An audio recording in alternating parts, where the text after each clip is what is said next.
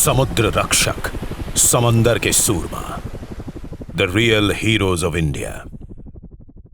शौर्य यस्य हृदये नित्यम, वीरता कर्मसु दृश्यते, स एव सर्वव्यापकः, तेजसा लोकान् प्रकाश्यति।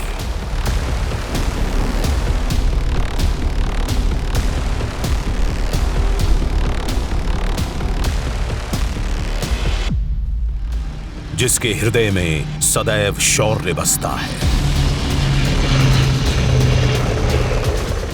जिसकी वीरता उसके कर्मों में दिखाई देती है,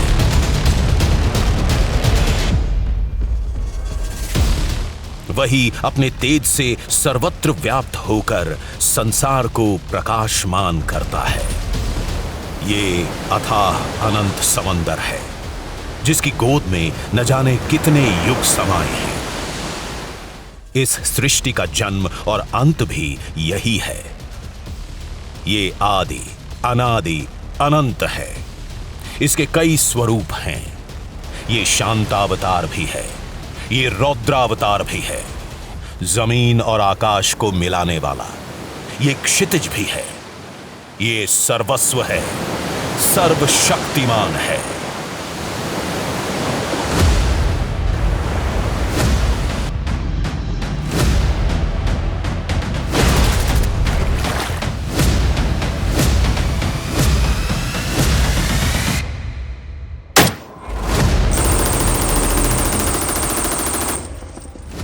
और इसी सर्वशक्तिमान समंदर के रक्षक हैं भारतीय तटरक्षक बल। ये रक्षक हमारी रक्षा करते हैं, जिनका मूल मंत्र है वयम रक्षामः, हम रक्षा करते हैं।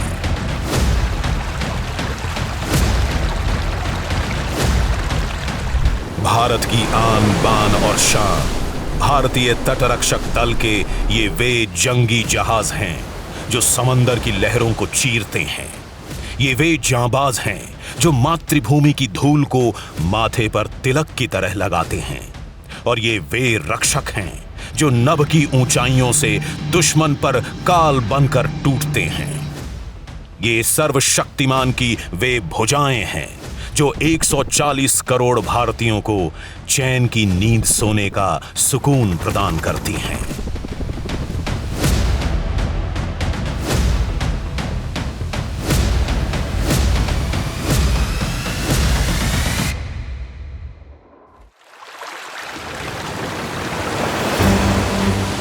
भारत की अर्थव्यवस्था, भारत की प्रगति, भारत की संस्कृति और भारत की अस्मिता इस देश की 11,098 किलोमीटर की लंबी समुद्री सीमा पर आधारित है।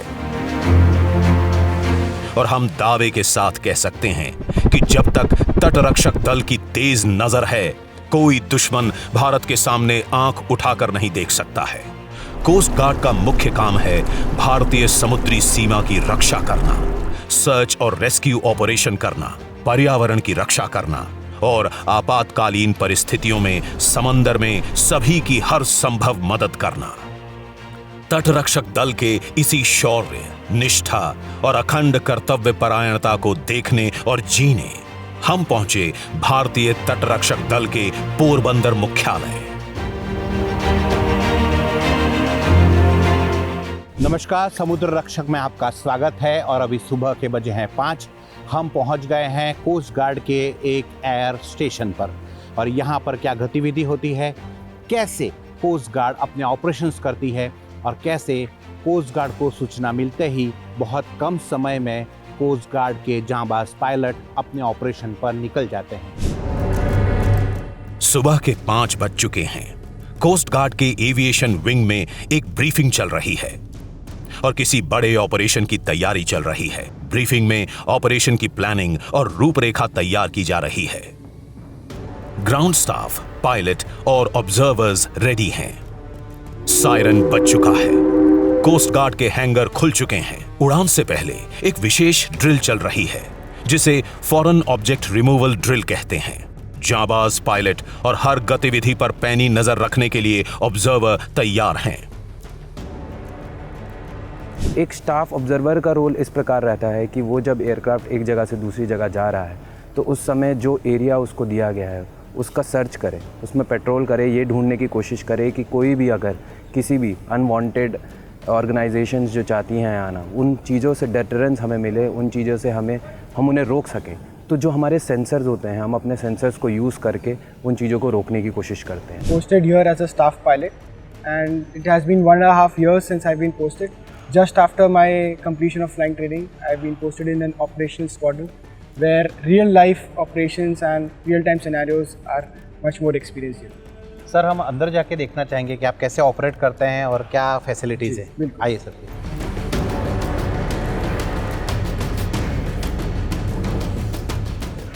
This is the workstation of an observer.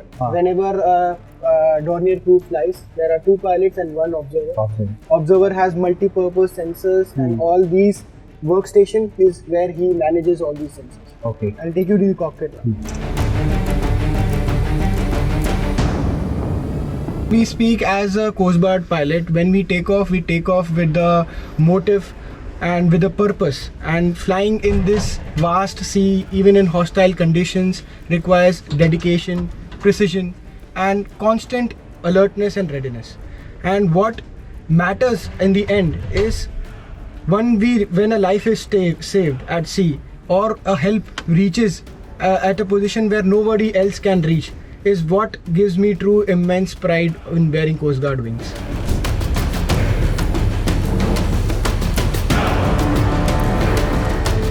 Yeah, I have been part of various missions like search and rescue as well as anti-narcotics operation, in which basically we have detected boat carrying suspicious narcotics.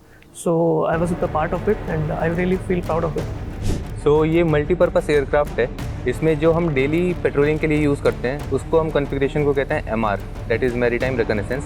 Other than this ये pollution response में काम कर सकते हैं। ये 21 seater aircraft है जो कि ट्रांसपोर्टेशन के पर्पज़ से भी यूज़ हो सकता है। यहाँ पर पॉड्स फिट करने के बाद ये फायरिंग के लिए भी यूज़ हो सकता है। इसके बाद में कोई ऐसा एरिया जहाँ पर पैरा ट्रूपिंग, जहाँ पर आर्मी को जाना फिज़िकली टफ या टीडियस है, उस केस में हम पैरा ट्रूपर मोड में इसको फिट करके और फिर ओवर हिली टेरेन जाते हैं और फिर वहाँ से पैरा जंपिंग होती है। देन इसके बाद में अदर इसका VIP रोल है, इसके बाद एम्बुलेंस रोल है। And the best part is ये एयरक्राफ्ट का एंड्योरेंस है 6 आवर 20 मिनट। सो ये सारा काम जो आपको हमने बताया है ये हम इतनी देर तक के लिए करते हैं। अब डॉर्नियर विमान और हेलीकॉप्टर की पूरी तकनीकी जांच पड़ताल के बाद ये उड़ान भरने को तैयार हैं। डॉर्नियर विमान अपने मिशन पर निकल चुका है।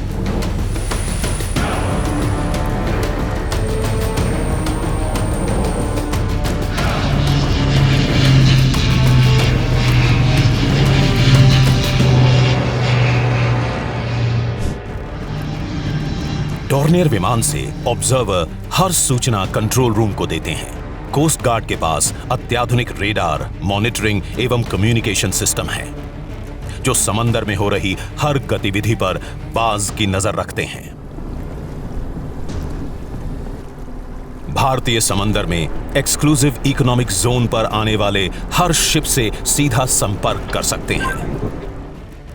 कंट्रोल रूम से coast guard multi agency coordinator की भूमिका भी अदा करता है।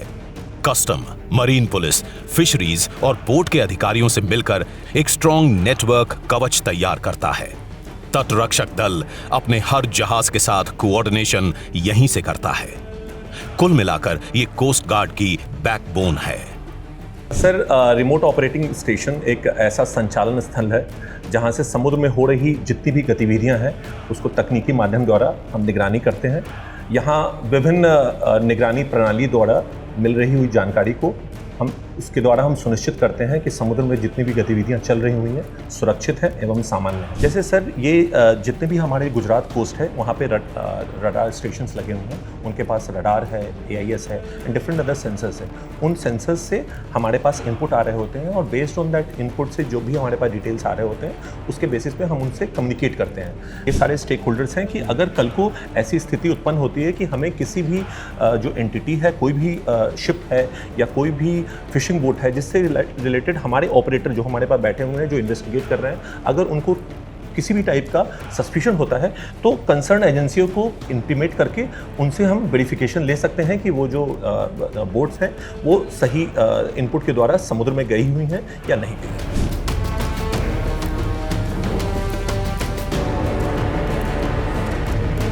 Motor vessel G Gajanand, motor vessel G Gajanand. This is Indian Coast Guard calling on 16. Come in, please.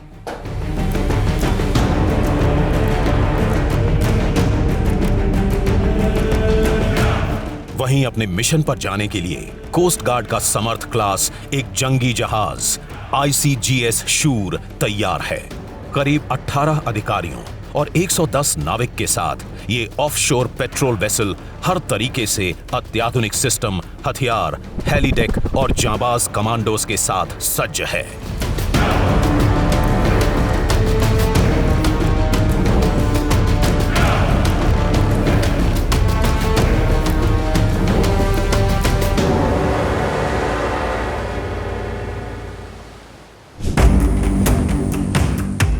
तेईस नॉट्स यानी 43 kilometre per hour, 26 miles per hour की स्पीड के साथ ये बिना रुके 20 दिनों तक भारतीय समुद्री सीमा की रक्षा करने के लिए सज्ज है।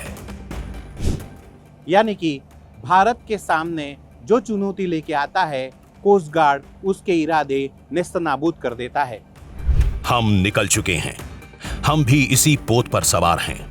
हम ICGS शूर की हर गतिविधि और ऑपरेशंस को देखेंगे और इनके साथ जिएंगे।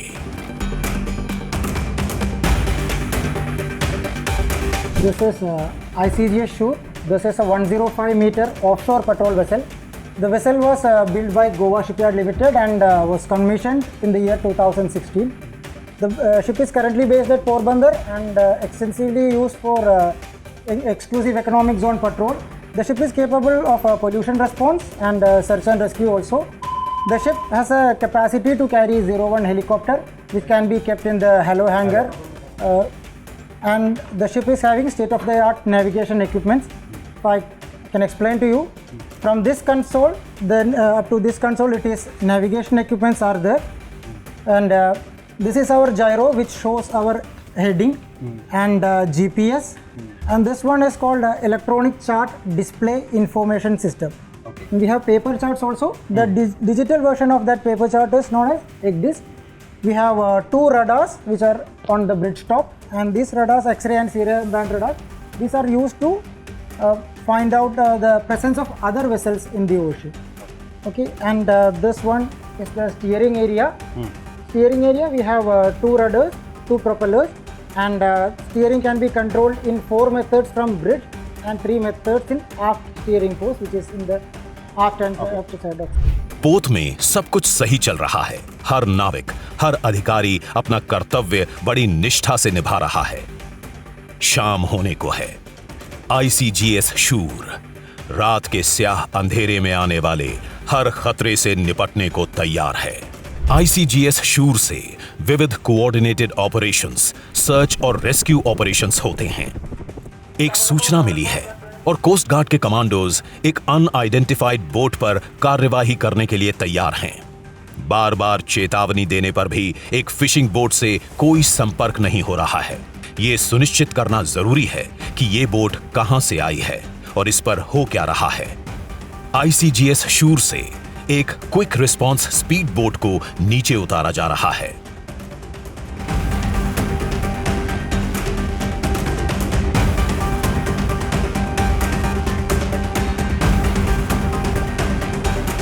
मेरा नाम असिस्टेंट कमांडेंट विजय प्रताप सिंह है। मैं इस ट्रिप पे इस समय एक बोर्डिंग ऑफिसर की ड्यूटी कर रहा हूँ। फ़िलहाल हमें एक इंट मिली है और हमने ऑब्ज़र्व किया है कि एक फिशिंग बोट है, सस्पिशियस है, जो कि रिस्पॉन्ड नहीं कर रही है, और हम जब भी उसके पास जा रहे हैं तो वो अपना कोर्स ऑल्टर कर रही है और सस्पिशियस मूवमेंट है और वो चैनल 16 पे भी नहीं आ रही है। तो अभी आपका क्या मोड ऑफ एक्शन होगा?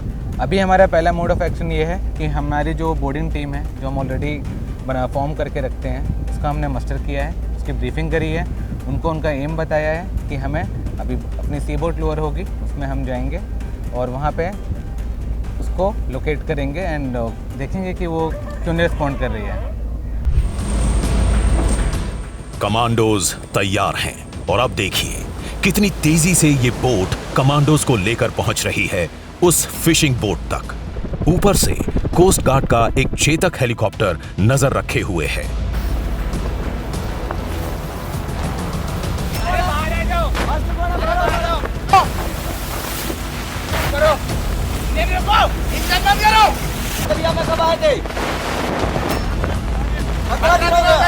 वापिस कब जाओगे? अभी वापिस बंद कर दो। कमांडोज पूरी जांच कर चुके हैं। बोट में कुछ भी आपत्तिजनक नहीं मिला है, लेकिन आज की रात बहुत सावधानी से निकालनी होगी। हो सकता है कि दुश्मन या तस्करों की ये कोई चाल हो। शाम होने को है। ICGS शूर IMBL के पास भारतीय पानी में तैयार है। रात में ही दुश्मन, ड्रग्स माफिया और तस्कर एक्टिव होते हैं। अब तक कोस्ट गार्ड ने 54,140 करोड़ रुपए से ज्यादा की कीमत का 13,597 किलोग्राम नारकोटिक्स निषिद्ध वस्तुओं को जब्त किया है।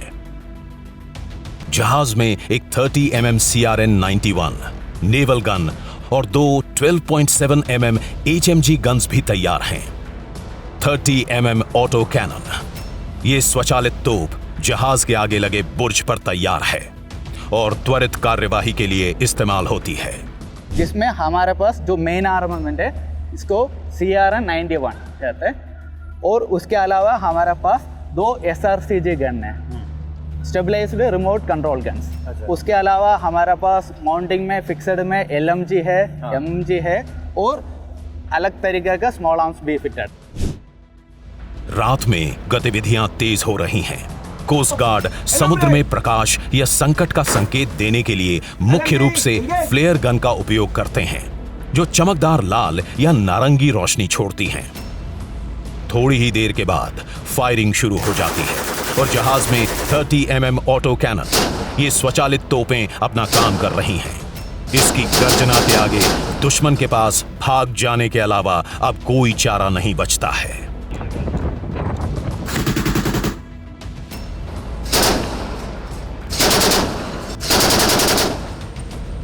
वहीं दूसरी तरफ कम रेंज वाली लेकिन त्वरित HMG से भी फायर किया जा रहा है। अंदर ब्रिज से हर गतिविधि पर पैनी नजर रखी जा रही है।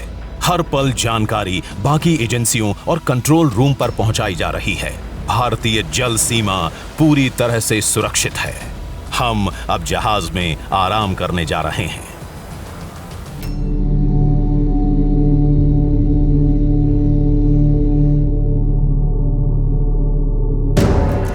दूसरे दिन सुबह होने को है। हम तैयार हैं। तटरक्षक दल भी तैयार है। ICGS शूर समुद्र की लहरों को चीरता हुआ आगे बढ़ रहा है। बाकी जहाज भी अपनी पेट्रोलिंग पर हैं। आकाश में डॉर्नियर विमान अपना ऑब्जर्वेशन कर रहे हैं और चेतक हेलीकॉप्टर अपनी पेट्रोलिंग कर रहे हैं। तभी खबर मिलती है कि किसी मछुआरे की जान खतरे में है और वो डूब रहा है।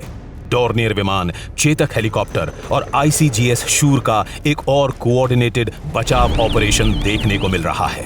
विमान से एक ऑटो इन्फ्लेटिंग लाइफ राफ्ट फेंकी गई है, जिसके सहारे मछुआरा अपना जीवन बचा सकता है। थोड़ी देर बाद देखा कि लाइफ सेवर बोट में रखे हुए फ्लेयर सिग्नल से मछुआरा अपने जीवन रक्षण के लिए मदद मांग रहा है। तभी आसमान से जीवन रक्षक के रूप में चेतक हेलीकॉप्टर पहुंच गया और मछुआरे का जीवन बचाने का ऑपरेशन शुरू हो गया। भारतीय तटरक्षक ने वर्ष 2025 तक 11,806 लोगों का जीवन बचाया है। थोड़ी ही देर में हेलीकॉप्टर से लिफ्ट कर डूबते मछुआरे को ऊपर खींचकर उसका जीवन बचा लिया गया और उसे फर्स्ट एड मेडिकल ट्रीटमेंट के लिए ICGS शूर पर मौजूद मेडिकल इमरजेंसी सेंटर पर लाया जाएगा। ICGS शूर पर 2 हेलीकॉप्टर रखने की क्षमता होती है। हेली डेक पर तैयारियां पूरी हो चुकी हैं। चेतक हेलीकॉप्टर बड़ी सावधानी के साथ चलते जहाज पर लैंड हो रहा है।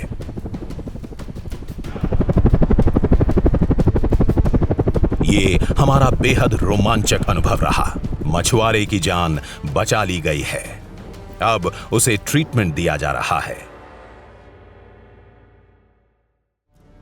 इस शिप के जितने भी मेडिकल रिक्वायरमेंट्स रहते हैं, अगर किसी की तबीयत ख़राब होती है, किसी की कोई इंजरी होती है, या हर साल पूरे जितने शिप का क्रू मेंबर है सबका एनुअल मेडिकल एग्जामिनेशन रहता है, वो सारी चीज़ें हमारी जिम्मेवारी में आती है। तो जैसा भी आपने देखा, एक हेलीकॉप्टर आया था तो किसी कैजुअलिटी का इवैक्यूएशन लेके आया है।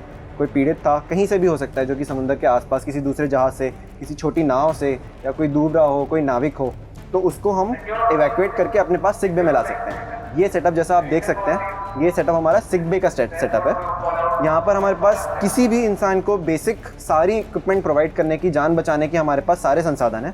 उसके बाद आप देख सकते हैं हमारे पास यहाँ पर मेडिकल इक्विपमेंट में सारी दवाइयाँ हमने स्टोर कर रखी है, एंड वैक्सीन्स रहती है जो कि टाइमली सारे शिप में हम वैक्सीन सबको देते हैं। वो सारी वैक्सीन्स हैं, दवाइयाँ हैं IV लगा करके जो हम दे सकते हैं। जहाज पर अपने आप में एक छोटा लेकिन सारी सुविधाओं से सज्ज हॉस्पिटल तैयार है। कोस्ट गार्ड के ICGS शूर के ऑनबोर्ड डॉक्टर ने तुरंत ट्रीटमेंट शुरू कर दिया और मछुआरे की जान बचा ली गई है। जहाज के ब्रिज से हर हरकत पर निगरानी रखी जा रही है। तट रक्षक, जीवन रक्षक के साथ साथ पर्यावरण रक्षक भी हैं। समुद्र में जब जब ऑयल स्पिल या प्रदूषण की समस्या आई है, कोस्ट गार्ड के पोल्यूशन कंट्रोल वेसल अपनी उन्नत टेक्नोलॉजी से मरीन पोल्यूशन को रोकते हैं।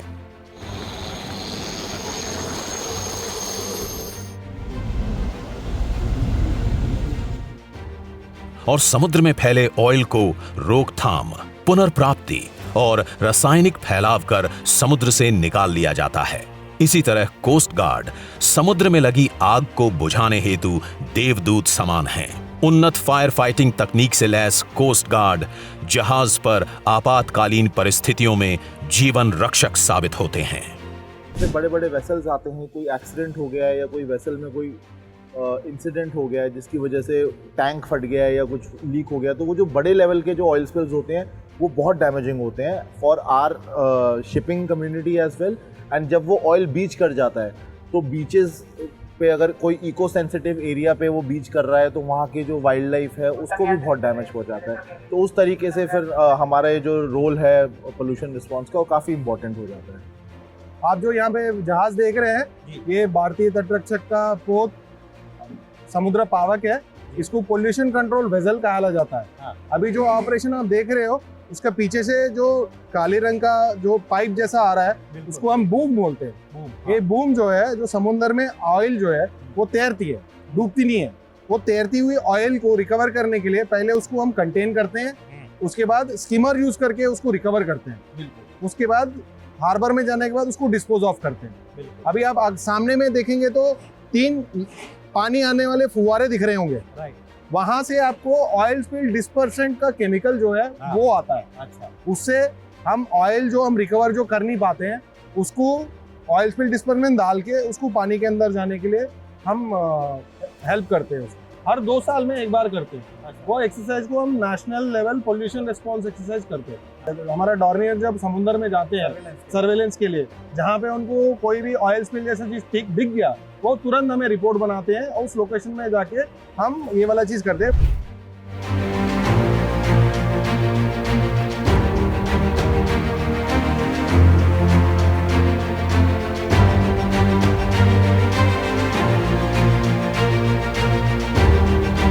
पूरे 24 घंटे ICGS शूर पर बिताने के बाद अब सवेरा हो चुका है और अब हमें लेने के लिए कोस्ट गार्ड की चार्ली बोट आ रही है, जो आप ठीक मेरे पीछे देख सकते हैं।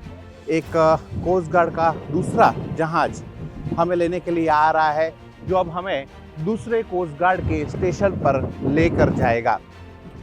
हमारी ये जर्नी आगे भी जारी रहेगी क्योंकि अभी कोस्ट गार्ड को जानना बाकी है, कोस्ट गार्ड के बारे में आपको बताना बाकी है।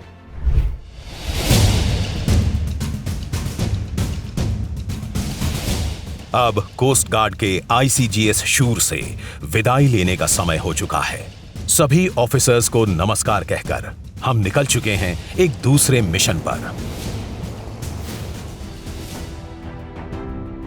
ICGS शूर से अब हम सवार हैं एक चार्ली बोट पर, जो कि भारतीय तटरक्षक बल द्वारा संचालित एक तेज गति वाली इंटरसेप्टर बोट है, जिसे विशेष रूप से समुद्री निगरानी, घुसपैठ रोकने और खोज और बचाव कार्यों के लिए डिजाइन किया गया है, जो अत्याधुनिक नेविगेशन, संचार और हथियार प्रणालियों से लैस होती है और 45 नॉट लगभग 83.5 किलोमीटर प्रति घंटा की अधिकतम गति तक पहुंच सकती है, जो भारत की तटीय सुरक्षा को मजबूत करती है। यहां से हम जखाऊ पोर्ट की तरफ जा रहे हैं। IMBL पे कुछ भी होता है तो सबसे पहले यहाँ की जो शिप्स हैं कोस्ट गार्ड के और यहाँ का स्टेशन वो फर्स्ट रिस्पॉन्डर्स है किसी भी परिस्थिति में। यहाँ से IMBL करीब 40 नॉटिकल माइल है और हम इस शिप की जो स्पीड है काफ़ी तेज़ है, तो 1.5 से 2 घंटे में वहाँ पे कुछ भी होता है तो पहुँच सकते हैं। मुझे यहाँ पे काम करने के लिए ये चीज़ प्रेरित करती है कि मैं आपको एक इंसिडेंट बताता हूँ। अभी लगभग 1 हफ्ते पहले इसी शिप ने 11 पाकिस्तानी मछुआरों को जो हमारे ही पानी में नाजायज तरीके से फिशिंग कर रहे थे उनको इसने पकड़ा है। इंटरसेप्टर बोट्स बहुत तेजी से आगे बढ़ रही हैं। हम जखाऊ पोर्ट पर पहुंच चुके हैं। हमने यहां डॉल्फिन्स देखी और ऑफिसर्स के साथ फोटो खिंचवाकर हम आगे एक कोस्ट गार्ड के हॉवरक्राफ्ट पोर्ट पर जा रहे हैं। जैसे कि आप जानते हैं, ICS जखाऊ एक बहुत ही स्ट्रेटेजिक लोकेटेड कोस्ट गार्ड का बेस है। यहाँ पर ना केवल हम क्रीक एरियाज़ का ध्यान रखते हैं, बट सीज की तरफ से जो भी चैलेंजेस और इश्यूज आते हैं उसकी भी देखरेख करते हैं। कोस्ट गार्ड का यहाँ पर एक बहुत ही महत्वपूर्ण काम है जिसको हम अपनी सिस्टर एजेंसीज के साथ मिलकर करते हैं, जैसे BSF, मरीन पुलिस, एयरफोर्स और आर्मी। और वक्त वक्त पर हम सभी सर्विसेज के साथ जॉइंट एक्सरसाइज भी करते हैं और उनके साथ जॉइंट पेट्रोलिंग भी करते हैं, सो दैट हमारी तट की सुरक्षा बहुत ही सुदृढ़ हो जाए, उसमें कोई खामियां ना रहे और वक्त आने पर जो भी SOP हम वैलिडेट करते हैं वो कारगर साबित हो।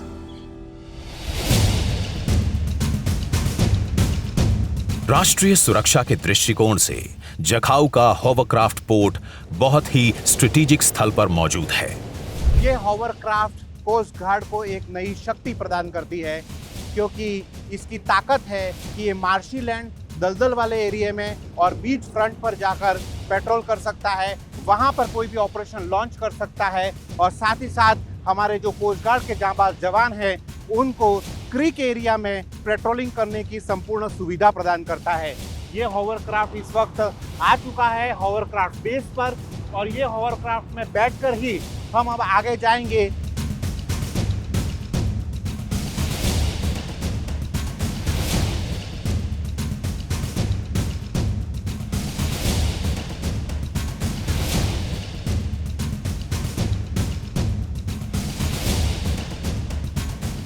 दरअसल भारत और पाकिस्तान की सीमा पर कई दलदल शैलो वाटर एरिया हैं और कई क्रीक्स हैं, जैसे सर क्रीक, हरामी नाला, लकी नाला और कई निर्जन छोटे छोटे टापू हैं जहां बड़े जहाज या स्पीड बोट्स नहीं जा सकती हैं।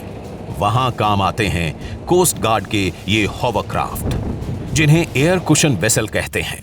इस हॉवरक्राफ्ट पोर्ट से रोजाना बड़े सर्च ऑपरेशन प्लान होते हैं। भारत और पाकिस्तान के बीच में ऐसे कई भौगोलिक क्षेत्र हैं जो बेहद संवेदनशील हैं। इन क्षेत्रों में कई नाले यानी क्रीक्स आती हैं, तो इनके साथ साथ में कई ऐसे निर्जन टापू हैं जिन्हें पाकिस्तान एक समय में गोल्ड माइन मानता था, मछुआरों की शक्ल में, या फिर स्मगलिंग करने के लिए, या फिर ड्रग्स भेजने के लिए, घुसपैठ करने के लिए। लेकिन ये सब कुछ अब असंभव है, क्योंकि ये नए भारत की ताकत है, ये सशक्त भारत की पहचान है, ये आत्मनिर्भर भारत की नई ताकत है। भारतीय कोस्ट गार्ड के ये हॉवरक्राफ्ट आप मेरे पीछे देख रहे हैं, इनके साथ में कमांडोज होते हैं जो हर तरीके की सुरक्षा सुनिश्चित करते हैं। हॉवरक्राफ्ट जो है ये एक यूनिक क्राफ्ट है जो पानी और ज़मीन दोनों पे ऑपरेट करता है और हमारे रन ऑफ कच्छ और सुंदरबन जैसी जो मार्शी लैंड है उसके लिए बेहतरीन जो है हाई स्पीड क्राफ्ट में जो है ये इस्तेमाल होता है। हॉवरक्राफ्ट जो है वो हाई स्पीड क्राफ्ट होने के साथ साथ बहुत ही रैपिड रिएक्शन भी करता है। हम जो है यूनिट्स में मेंटेनेंस के अलावा जो है अपने क्राफ्ट्स को बिल्कुल रैपिड रिस्पांस के लिए रेडी रखते हैं, जो हार्डली 10 से 15 मिनट के अंदर जो है वो लॉन्च हो सकता है और अपने नियरेस्ट जो भी उसका मिशन का जो डेस्टिनेशन है वहाँ पे पहुँच सकता है। मैं इस होवरक्राफ्ट में एज अ पायलट हूँ और इस होवरक्राफ्ट में 2 पायलट जाते हैं, जो एक पायलट का रोल अदा करते हैं और दूसरा जो है वो को पायलट का रोल अदा करता है। जो पायलट है वो इसकी मैन्यूवरिंग, इसके आरपीएम, इंजन कंट्रोल्स और इसकी जो कॉर्निंग पीसी डिस्प्ले के जो पैरामीटर्स हैं वो सारे कंट्रोल पायलट देखता है, और जो को पायलट है वो नेविगेशन की तरफ से अपना जो होवरक्राफ्ट का जो मैन्यूवरिंग है कि होवरक्राफ्ट किस दिशा में जाएगा, कहाँ जाके ऑपरेशन करेगा, बीच करेगा, वो एरिया के लिए वो आइडेंटिफाई करके रखते हैं और पायलट को गाइड करते हैं। बेसिकली इसमें 2 इंजन्स हैं, उनके साथ एक लिफ्ट फैन होता है। तो ये एक जो बाहर की तरफ आप लूप देख रहे हो उसको आउटर लूप बोलते हैं हम, तो एक स्कर्ट की तरह काम करती है। तो हमारे लिफ्ट फैन जो है इंटरनल डक्ट्स बने हुए हैं जिससे ये एयर प्रेशर डाउन जाता है और ये क्राफ्ट उठता है।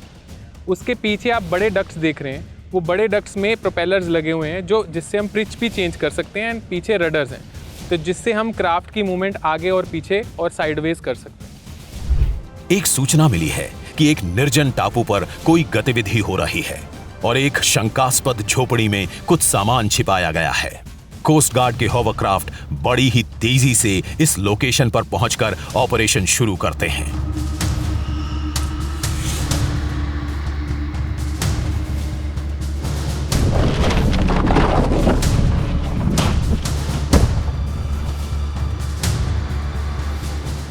ऑपरेशन पूरा हो चुका है, एरिया सिक्योर कर लिया गया है, आगे की छानबीन जारी रहेगी।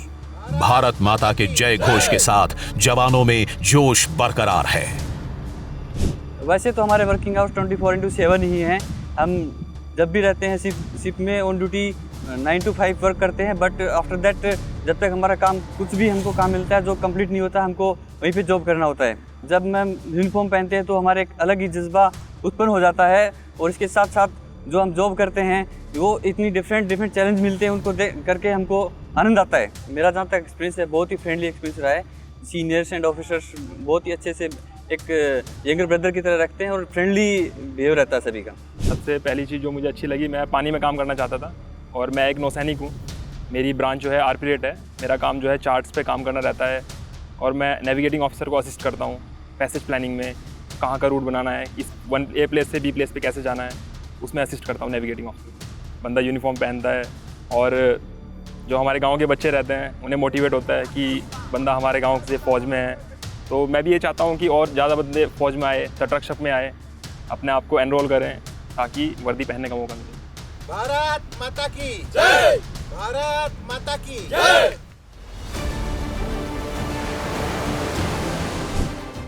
कोस्ट गार्ड के साथ आज हमारा आखिरी दिन है। अब हम पहुंच चुके हैं गोवा, जहां कोस्ट गार्ड के सबसे बड़े जहाज ICGS समुद्र प्रताप की कमिश्निंग हो रही है। भारत के माननीय रक्षा मंत्री श्री राजनाथ सिंह समेत आए सभी महानुभावों का स्वागत कर उन्हें गार्ड ऑफ ऑनर दिया जा रहा है।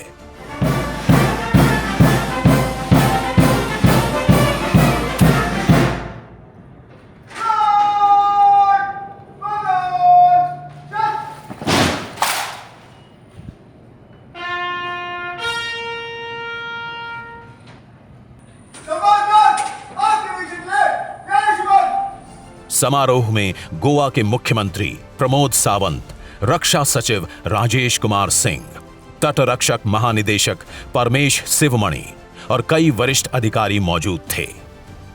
आत्मनिर्भर भारत की पहल को दर्शाता समुद्र प्रताप भारत का पहला स्वदेशी रूप से डिजाइन और निर्मित प्रदूषण नियंत्रण पोत है, जिसे गोवा शिपयार्ड लिमिटेड GSL ने बनाया है, और ये भारतीय तटरक्षक बल के बेड़े का अब तक का सबसे बड़ा पोत है, जो समुद्री पर्यावरण की सुरक्षा और निगरानी के लिए एक महत्वपूर्ण कदम है।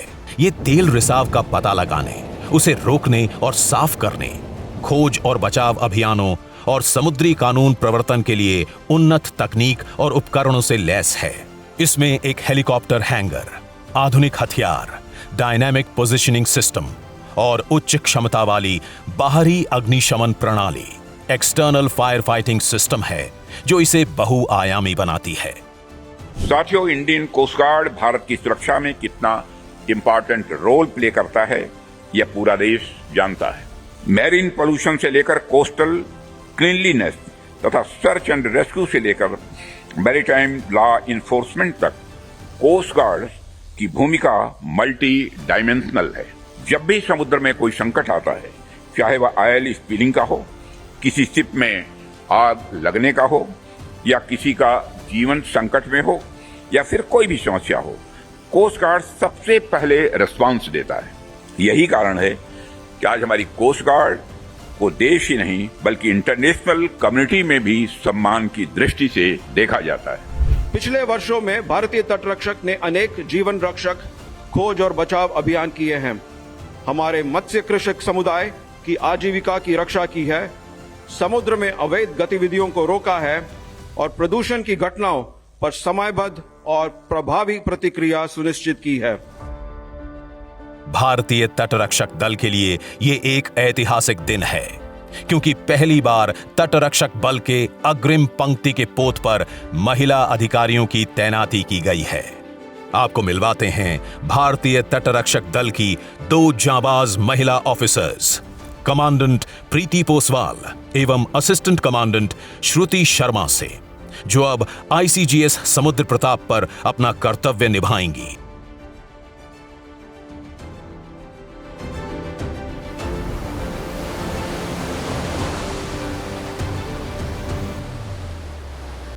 Over the years of service in shore appointment, which includes the operational readiness, which includes the administration personnel and the logistics skills, and being working with different teams. Like I have served for 13 years of service I have completed. I have met a number of my sailors, officers with whom I have worked. So we have the, you can say, a talent, like we have been groomed like that, like we can work in a dynamic situation with our team, with different team members as well. Like being in this dynamic organization, you have to be, there's a proper time management, there's a, should be a proper support system from your family. And because you have to manage, if you have a proper time management, you're finishing your task on time, and you are meeting all your personal requirement also, then because we are trained like that, we can make a balance with that, and along with that we have to look after about our mental and physical health as well. हमारी training हमारे mail counterparts के साथ कंधे से कंधा मिलाकर हुई है, तो हर एक रोल के लिए हम शुरू से तैयार हैं। हमने बेस अपॉइंटमेंट्स में मैनेजमेंट, डिसिप्लिन, ट्रेनिंग, इन सब की ट्रेनिंग ली है और काम भी किया है। तो अब बस उसी सीख को हमें इस क्लोज्ड एनवायरनमेंट में एट सी अप्लाई करना है और आगे बढ़ना है। The primary mission and objective of this vessel is to control pollution and save the maritime environment. तो इसी धारणा के तहत हम pollution control, oil pollution control as well as search and rescue missions at sea करेंगे और constant patrolling maintain करेंगे Indian EEZ के तहत। यह है भारत की शक्ति, यह है नारी शक्ति और यह है आत्मनिर्भर भारत की सबसे सुंदर तस्वीर।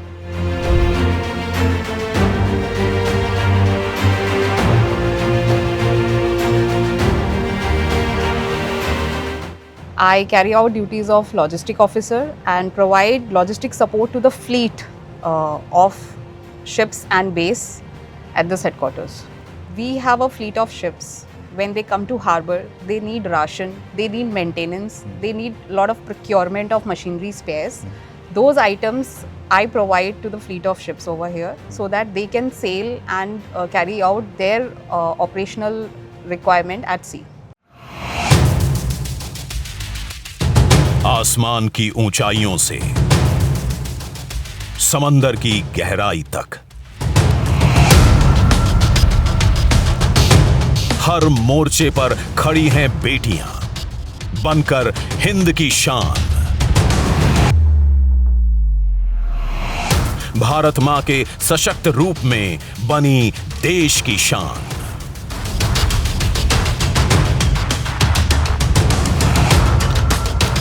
भारतीय तटरक्षक बल आजादी के बाद प्रतिष्ठित और सबसे तेज गति से विकास करती फौज के रूप में विश्व फलक पर देखा जा रहा है। यह संभव हुआ है भारत सरकार की प्रबल इच्छा शक्ति और भारतीय तटरक्षक दल के कुशल नेतृत्व और अनुशासन के कारण। आइए हम बात करते हैं भारतीय तटरक्षक दल के महानिदेशक श्री परमेश शिवमणि, अति विशिष्ट सेवा पदक, प्रेसिडेंट तटरक्षक पदक, तटरक्षक पदक से।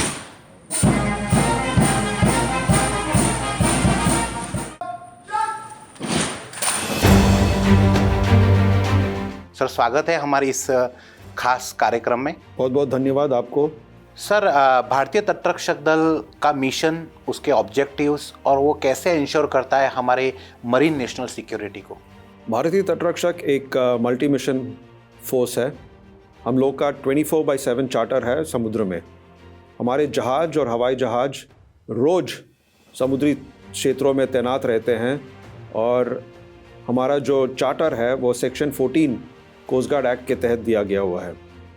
हम लोग का प्राइमरी चार्टर है search and rescue, environment protection और इंटरडिक्शन ऑपरेशंस। तो इसके लिए हम लोग ये प्रयास करते हैं कि कभी भी अगर कोई भी मछुआरा या नाविक जो डिस्ट्रेस में है उसको हम लोग ज़रूर बचाएं। और अगर जैसे कि अभी हाल ही में पिछले वर्ष जब कोचीन के पास 3 मैरिटाइम कैजुअलिटी इंसिडेंट्स हुए थे, हमारे जहाज और हवाई जहाज तुरंत ऑन सीन पहुंचे थे और जहाज़ों से लोगों को बचाना था और पर्यावरण के लिए जो इफ़ेक्ट्स हमें करने थे वो सब हमने तुरंत किया था। कोस्ट गार्ड सबसे यंगेस्ट फोर्स हम कह सकते हैं आज़ाद भारत के बाद। ये ग्रोथ और स्ट्रेंथ किस तरीके से देखते हैं आप रिसेंट ईयर्स में? जैसे कि आप जानते हो, जब हमारा स्थापना हुआ था 1977 में, हमारे पास सिर्फ 5 जहाज थे, वो भी इंडियन नेवी से जो सेकंड किए गए थे। धीरे धीरे हमने अपनी क्षमता बढ़ाई और हमारे जो ऑपरेशनल अचीवमेंट्स हैं उनके तहत भारत सरकार को भी ये लगा कि तटरक्षक को और मजबूत बनाना चाहिए। हमको जहाज चाहिए थे, हवाई जहाज चाहिए थे, वो सब भारत सरकार ने हमें दिया। और आप आंकड़ों की बात करते हो, आज हमारे पास 155 जहाज हैं और 78 एयरक्राफ्ट हैं। कोस्ट गार्ड में हमने हमारी पूरी यात्रा के दौरान देखा कि कोस्ट गार्ड एक 100% मेड इन इंडिया आत्मनिर्भर भारत को सपोर्ट करता है। तो किस तरीके से आप देखते हैं फ्यूचर मेड इन इंडिया और आत्मनिर्भर भारत का इन कोस्ट गार्ड?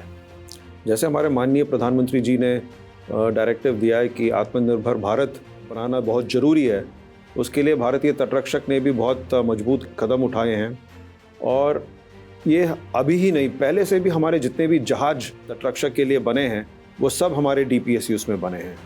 और हाल ही में हमने DRDO के साथ, सेल के साथ और इमरी के साथ ऐसे बहुत सारे संस्थाएं हैं जिनके साथ हमने MOUs किए हुए हैं, जिनके तहत हम लोग बहुत सारे हमारे जो प्रोडक्ट्स हैं उनको आत्मनिर्भर कर रहे हैं। बहुत गर्व होता है क्योंकि फॉरेन डिपेंडेंसी को हमें बिल्कुल ज़ीरो करना चाहिए और इसी का लक्ष्य मानते हुए हम लोग रोज़ प्रयास करते हैं कि जितना भी हम लोग इंडिजिनस कंटेंट को हमारे शिप्स और एयरक्राफ्ट में इंक्रीज़ कर सके, वो उतना ही देश के लिए और तटरक्षक के लिए अच्छा रहेगा। सर, इंटरनल कोऑर्डिनेशन तो ज़रूरी है, लेकिन कोस्ट गार्ड का हमने देखा कि आप मल्टीपल एजेंसीज़ के साथ कोऑर्डिनेट करते हैं। तो कैसे आप कोऑर्डिनेट करते हैं और उससे कितनी सफलता मिलती है अच्छे रिजल्ट में? आज कोई भी एक ऑर्गेनाइजेशन अकेला समुद्र के इस विस्तार क्षेत्र को अकेला पेट्रोल और सर्वेलेंस पे नहीं रख सकता।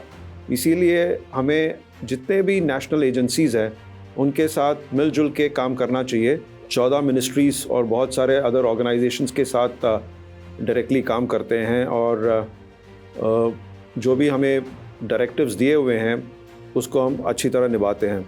मिनिस्ट्री ऑफ शिपिंग के तहत हम लोग national maritime search and rescue board की मीटिंग्स कंडक्ट करते हैं और MOPNG जो मिनिस्ट्री है उसके अंतर्गत हम लोग national oil spill disaster contingency plan की मीटिंग करते हैं।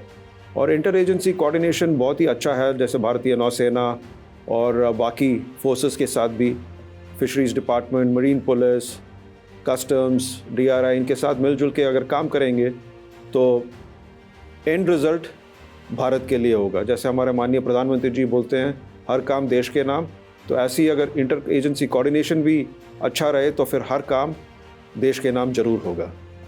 सर, रिसेंटली एक क्रिटिकल सिचुएशन आई थी ऑपरेशन सिंदूर के समय, तो कोस्ट गार्ड उस समय कितना प्रिपेयर था, क्या उस समय के हालात थे? एक दिन में लगभग 80 जहाज डिप्लॉयड थे हमारे, और भारतीय नौसेना के साथ बहुत अच्छा कोऑर्डिनेशन था, और जहाँ जहाँ भारतीय नौसेना को तटरक्षक के जहाज चाहिए थे पेट्रोलिंग के लिए, वहाँ हमने उनको डिप्लॉय किया था।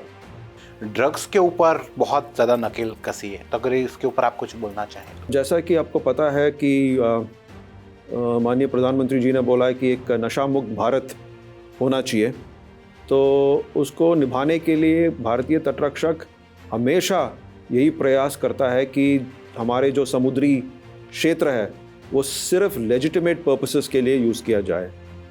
तो हम लोग अपने सर्वेलेंस के अंतर्गत जो भी हमें इनपुट्स मिलती है उसको मद्देनज़र रखते हुए, अगर कोई तस्करी का सामान है कोई इंटेलिजेंस बेस्ड ऑपरेशन है, तो हम लोग उसके लिए और जहाज़ और हवाई जहाज़ की सॉर्टीज़ कराते हैं, ताकि हमारे देश में एक भी नशीले या तस्करी के पदार्थ नहीं आए। Thank you so much sir. Thank you.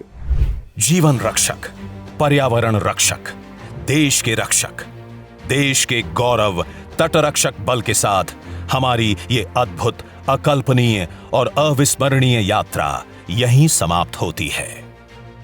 सलाम है इन वीर जवानों को जिनकी रगों में खून नहीं, हिंदुस्तान दौड़ता है। वयम रक्षामः का नारा गूंजता है।